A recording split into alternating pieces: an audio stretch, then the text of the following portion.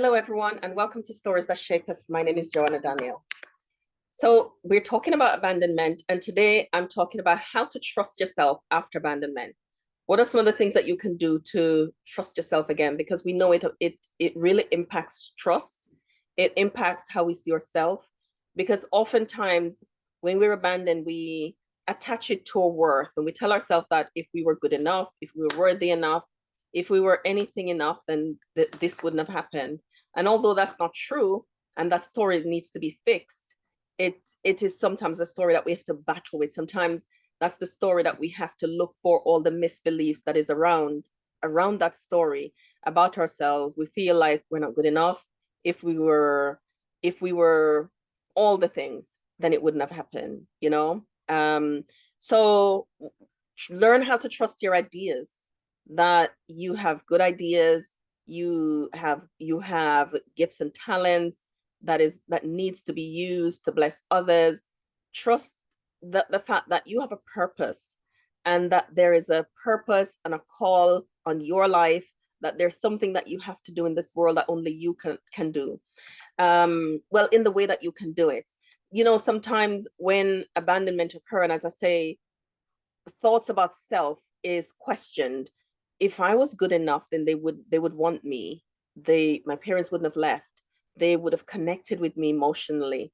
They would have loved me. They would have drawn me in. They would have treated me differently. And so as children, we don't know any different. And so we naturally go inward and question our value and question ourselves. And, I say this many times, and I just want to say to you again that it wasn't your fault. It wasn't your fault as a child, and it's still not your fault as an adult. It wasn't because of anything that you did or didn't do that caused the abandonment.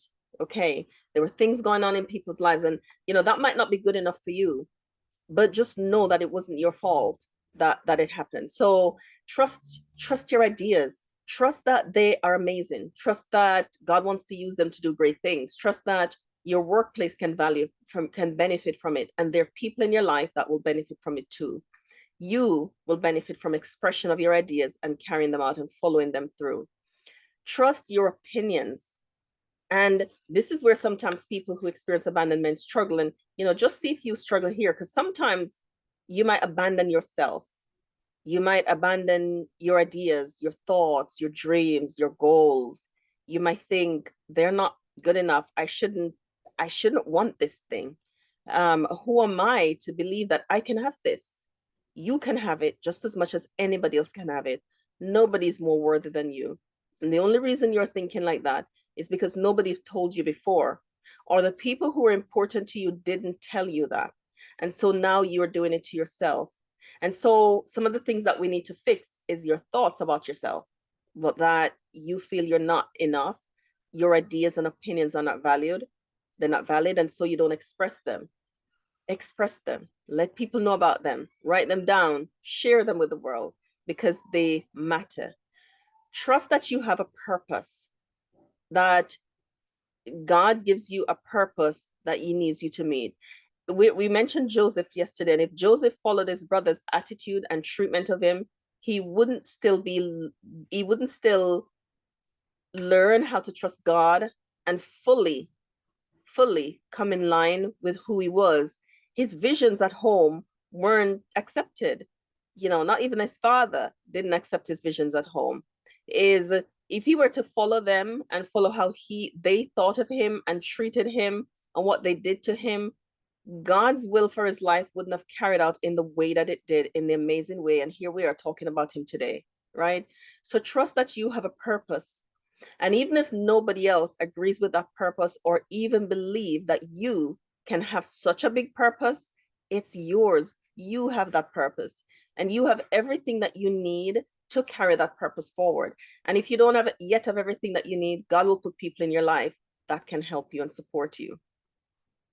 Because abandonment can teach us that we're not good enough, intelligent enough, tall enough, short enough, slim enough, right enough, wrong color hair, eyes, whatever it will tell us, because it goes so deep, because it happens at such a pivotal stage in our lives.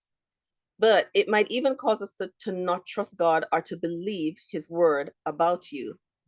It might trust you to doubt that he wants me, that he has a plan and a purpose for my life, that there is anything good in me.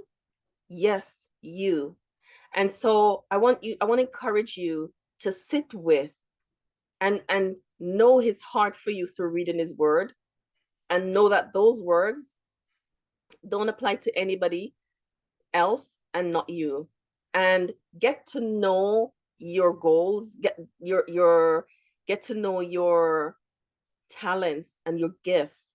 Become familiar with your thoughts about things. Practice expressing them in safe spaces with people.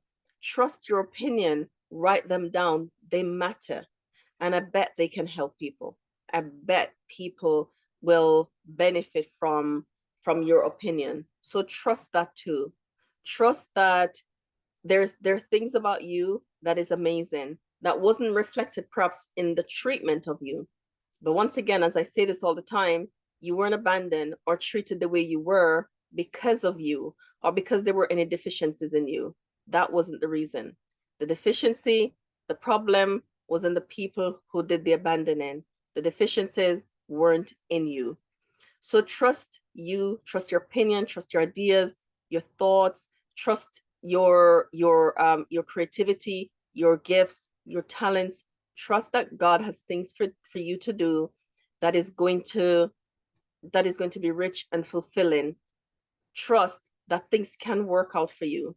Trust that there are people who love you and will support you. Trust that things can turn around, it can change. Trust those things and believe them and hold on to them.